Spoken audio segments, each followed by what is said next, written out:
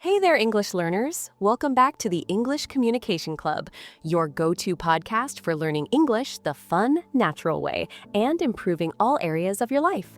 I'm Lily. And I'm Kunal. We're so excited to have you with us today. Whether you're new here or you've been listening for a while, we've got a great episode lined up for you. Absolutely. Let me ask you something. What do you think is the one thing that can make or break your success? Whether it's learning English, staying fit, or reaching any goal? That's an interesting question. Let me guess. If there's one thing that truly determines success, it has to be self-discipline. It's what keeps us moving forward, even when motivation fades. You're absolutely right. And now that you mention it, I've been struggling with self-discipline lately. I've been falling behind on some personal goals and, to be honest, feeling a bit undisciplined. I can totally relate. We all have those moments where we set big goals and then struggle to stick with them.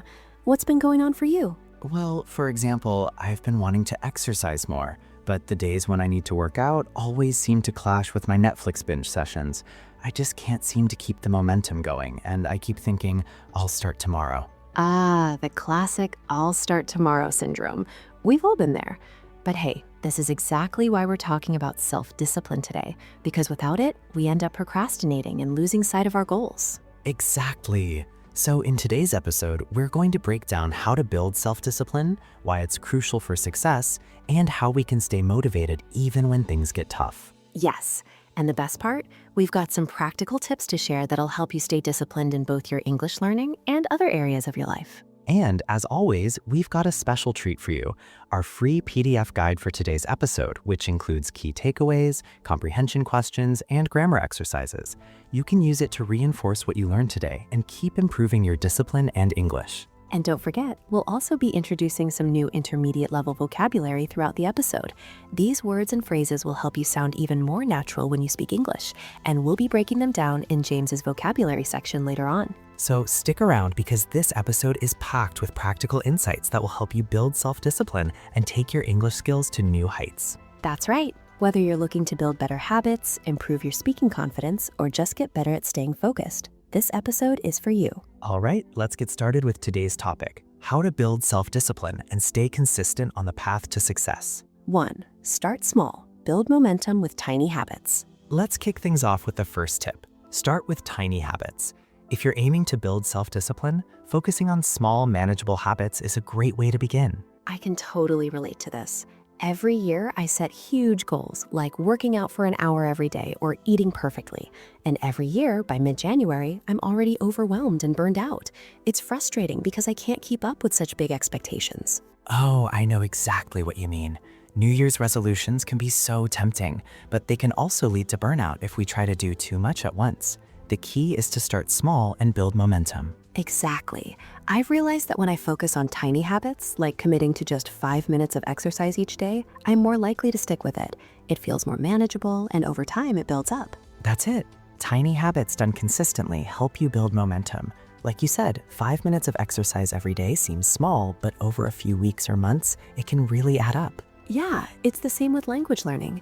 Instead of committing to study English for an hour, commit to just 5 minutes of practice a day, whether it's reading, listening, or learning a new word. Over time, that small habit will turn into progress, and you'll feel more confident without feeling stressed. Remember, consistency is key. Exactly. James Clear in Atomic Habits talks about how small habits compound over time.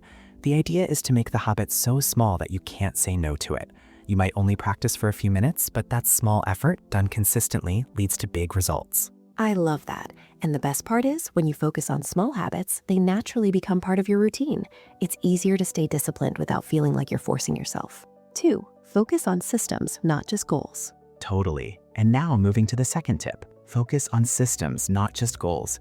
Goals are great, but they don't always lead to success without a clear system to back them up. I've definitely made that mistake. I'd set big goals like, I want to lose 30 pounds in 3 months, but without a system in place, I just couldn't keep up. I'd start strong, but then get discouraged when I didn't see quick results. Exactly. That's where systems come in. A system is a series of small daily actions that get you closer to your goal. Ah, I see. So instead of focusing on the outcome, our listeners should focus on creating a system for success. For example, they can practice English for just 10 minutes every morning, or listen to English podcasts during their commute. By making these small, consistent habits a part of their daily routine, they'll start seeing big results over time. Yes, and once your system is in place, it becomes automatic. You don't have to rely on motivation. You just follow the routine, no matter how small it seems. I like that.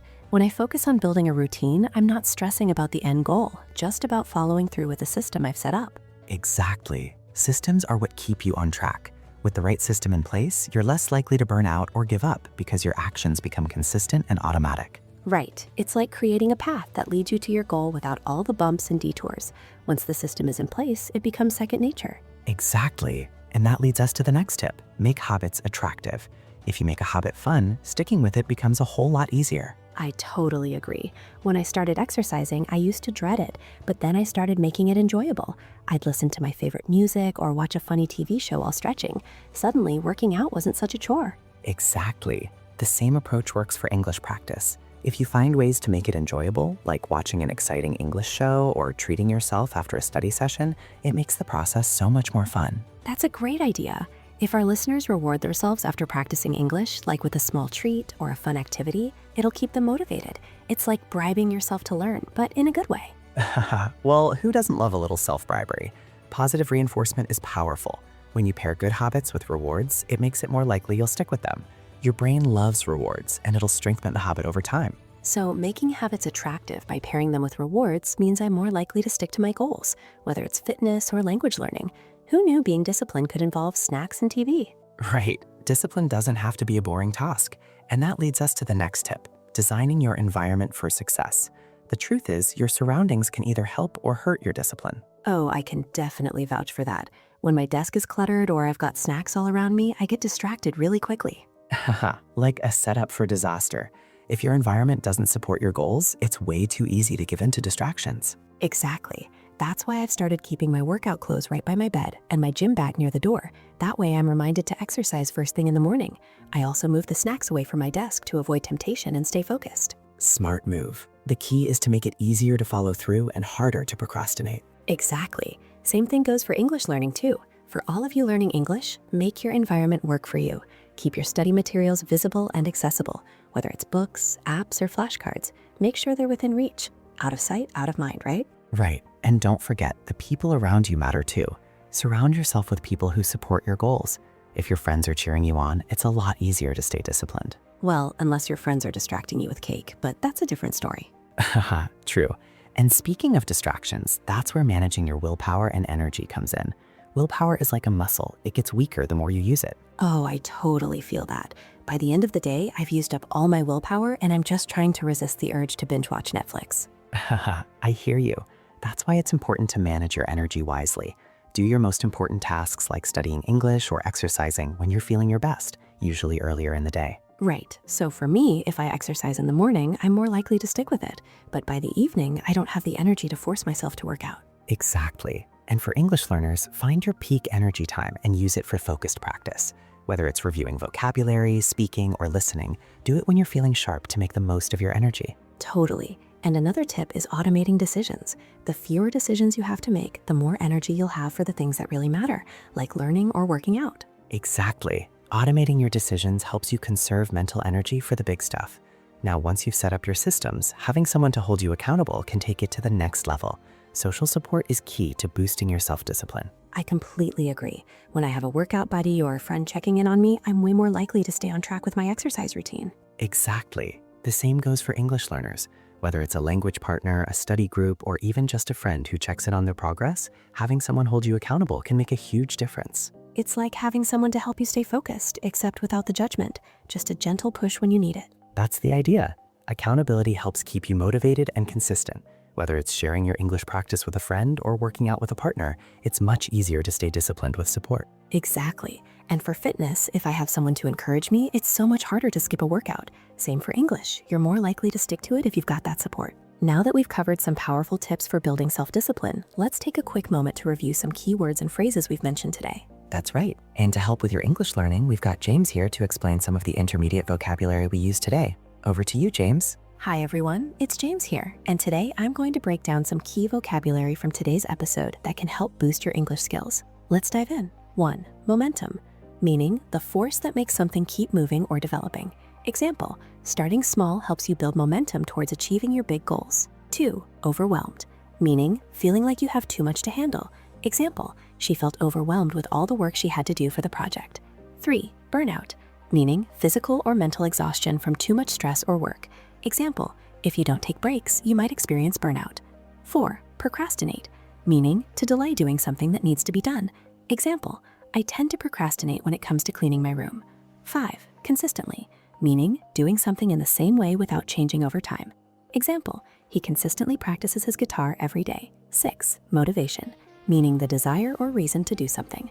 Example, her motivation to study comes from wanting to pass the exam with flying colors. 7. Reinforcement, meaning encouraging or strengthening a behavior with rewards. Example, positive reinforcement helped the dog learn new tricks faster. 8. Accountability, meaning being responsible for your actions, especially with others checking on you. And that's it for today's vocabulary section. Remember, the best way to remember new words is by using them in real-life situations. Try to include these words in your conversations or writing to reinforce your learning. Thanks, James. Those vocabulary tips are always helpful. Absolutely. And now it's time to wrap up. Thanks for tuning in to another episode of the English Communication Club. Remember to keep those tiny habits in place, stay consistent, and make your environment work for you. And of course, reward yourself along the way. Good habits don't have to be boring. Make them fun. We'll catch you in the next episode. Keep learning and keep improving. Until then, take care.